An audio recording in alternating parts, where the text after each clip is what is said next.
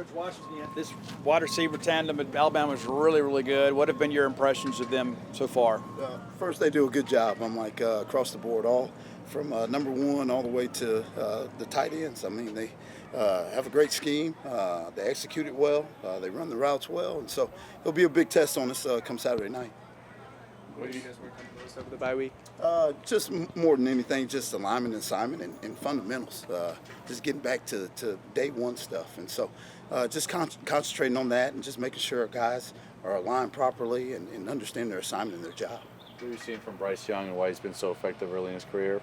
He's making great decisions. And of course, offensive line-wise, they're doing a good job and allowing him an opportunity to have some time to pass the ball. And so obviously those receivers are doing a great job of getting into DBs and getting into routes and creating some space and that type of stuff and making plays on the ball. But Bryce is doing a great job with their scheme and what they're doing to allow them to be successful. What do you think goes into stopping a quarterback like Bryce Young that you just described? You're just trying to hopefully get him off his spot. When he gets on his spot and he's able to sit back and find his receivers, he does a good job and has a great arm and good accuracy. And so hopefully we can get him off his spot just a little bit and get him moving out of the pocket, and hopefully we can make some plays. First 5 games of the year, what sticks out to you about your group and what do they got to work on moving forward? Yeah, more than anything, it's just continue to work on fundamentals and just leverage stuff and eyes, just day one stuff that we worked on during the open week. And so I think that's been a big emphasis amongst our group. And they've been doing a good job of trying to emphasize that throughout the week. Any guys getting close to kind of getting more reps with that second group? Jay Jimison's coming along. Dylan Lawrence, matter of fact, had a really good practice. Corey Ellington's coming along. And so we're bringing some young guys into the group, and hopefully they can help some of these reps. Speaking of the young guys, Coach said last week you got a lot of reps for some of those younger guys during the open date. Who stood out to you among those younger guys that maybe hadn't seen a lot of playing time this year? First, Corey Ellington. I think he's been doing a great job and coming along. Of course, when he first came in, this was all new to him. But he's picked it up, and I've been proud of him. Just taking everything underneath his wings, and the older guys have also been really good for him. And so he's been doing a great job. I think Jay Jimison, of course, is coming along as well. Just concentrating on some little things that he's got to improve on. And so that's been a big emphasis with him as well. So those two guys come to the top of my head. When you enter a game like Alabama, do you take a moment to tell your guys, like remind them, hey, don't overthink this, or do they, at this point, do they already know that? Yeah, of course, they're going to be excited. Anytime you play against the top 10 or top 5 team in the country, they're going to be excited. But, the big thing is just go out and play your game and just do the best you can and just play your A game. And if you make a mistake, you make a mistake, and concentrate on the next play. Were you watching that A&M Alabama game live? Of course. What was your reaction? I mean, Alabama doesn't lose a lot. Yeah, it was a physical ball game. Of course, you knew A&M was going to come out, and Coach Fisher and the rest of that staff does a good job, and so it was good to see just the competitiveness amongst both groups, and you knew it was going to go down to the wire.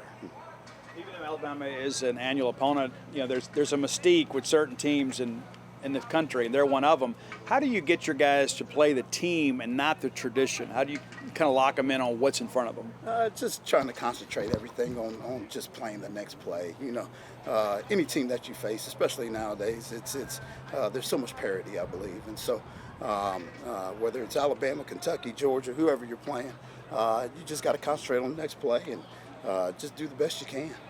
Is there any advantage to playing Alabama right after they play A&M, considering you guys just played A&M? You kind of have an idea maybe of you can watch the tape and all? I don't know if there's any advantage. I think, Coach Saban's a great coach and the rest of that staff, and they're going to have their guys ready to go, and whether it's, they're playing yesterday or playing today, playing a week from now, I think they'll be ready to go and excited to play and just have another opportunity to compete.